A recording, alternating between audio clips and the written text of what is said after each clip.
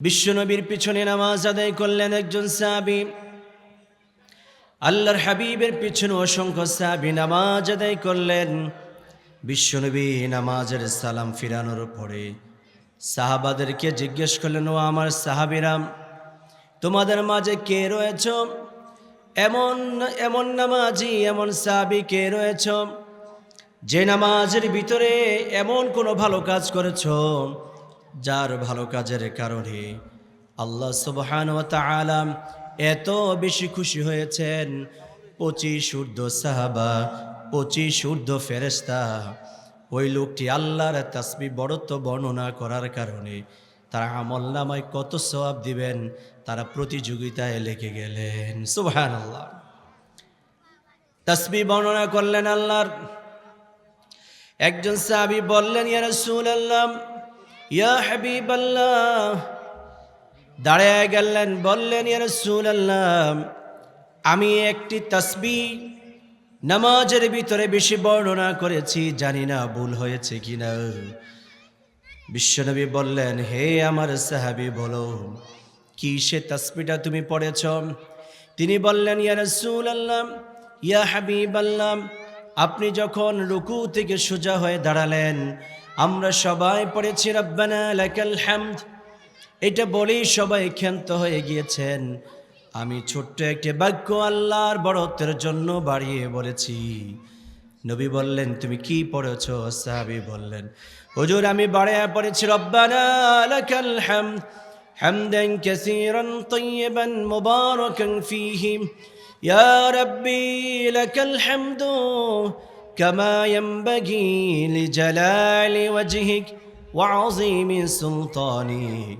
বিশ্বনবী বললেন, তুমি তোমার জবান দিয়ে এতটুকু বাক্য আল্লাহর জন্য বাড়িয়ে প্রশংসা করার কারণে আল্লাহ এত বেশি খুশি হয়েছেন। ফেরেশতারা তোমার আমল নামায় কত সওয়াব দিবেন সব ফেরেশতা তারা প্রতিযোগিতা শুরু করে দিয়েছে। সুবহানাল্লাহ পড়ি। এই কারণে আল্লাহর প্রশংসা আদায় করা দরকার আছে কি নেই? জোরে বলেন, দরকার আছে কি নেই?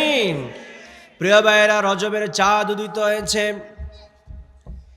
রজবের চাঁদ উদিত হলে বিশ্বনবী এবং তার সাথীদেরকে নিয়ে তিনি দোয়া পড়তেন, আল্লাহুম্মা বারিক লানা ফি রজব ওয়া শাবান ওয়া বাল্লিগনা রমাদান। হে আল্লাহ, রজব আর শাবানে আপনি বরকত দান করুন, আমাদের হায়াতকে রমাদান পর্যন্ত বাড়াইয়া দিন। বিশ্বনবী বলেছেন, সব সাহাবী আমার সাথীরা শোনো, যখনই তোমরা সুযোগ পাবে এই দোয়াটুকু করবে, তাসবিহটা পড়বে। কারণ প্রত্যেকটি মুমিনের কাঙ্ক্ষিত মাস হলো রমাদান মাস। আমরাও আল্লাহর কাছে বলি, আল্লাহ আমাদের হায়াতকে আপনি রমজান পর্যন্ত পৌঁছে দেন। সবাই পড়ি আমিন। আরো জোরে বলি আমিন। আসলে আল্লাহ তাআলা আমাদেরকে ভালো কাজ করার সুযোগ দিয়েছেন। সবার জন্য, সবার পক্ষে ভালো কাজ করা এটা সম্ভব হয়ে ওঠে না। আল্লাহ তাআলা যাকে সামর্থ্য দেন, যাকে সুযোগ দেন, তিনিই কিন্তু ভালো কাজ করার সুযোগ পান। সমাজে কত মানুষ আছেন যারা বিত্তবান কিন্তু আল্লাহর ঘরে মেহমান হতে পারেন না, অর্থাৎ কাবার মেহমান হতে পারেন না। সমাজের কত সুস্থ মানুষ আছেন যাদের কানে কোরআনের আওয়াজ যায় কিন্তু কোরআনটা পাশে নিয়ে বসার তার সুযোগ হয় না, সামর্থ্য হয় না। মসজিদের পাশে কত ভাইয়ের ঘর, কত ভাইয়ের বাসা, কিন্তু মসজিদে এসে নামাজ পড়ার তার তৌফিক হয় না। ইচ্ছা করলেই কিন্তু আমরা ভালো কাজ করতে পারবো না।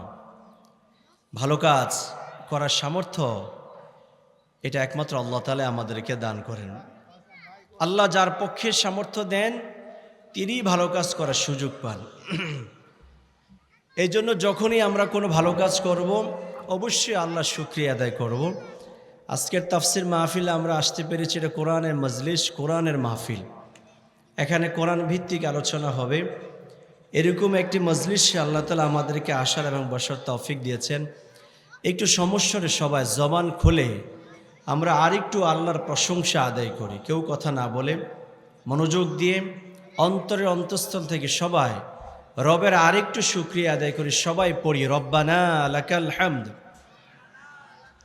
হামদান কাসীরান তাইয়িবান মুবারাকান ফীহি ইয়া রাব্বি লাকাল হামদু কামা ইয়ানবাগি লিজালালি ওয়াজহিক ওয়া আযীমি সুলতানিক।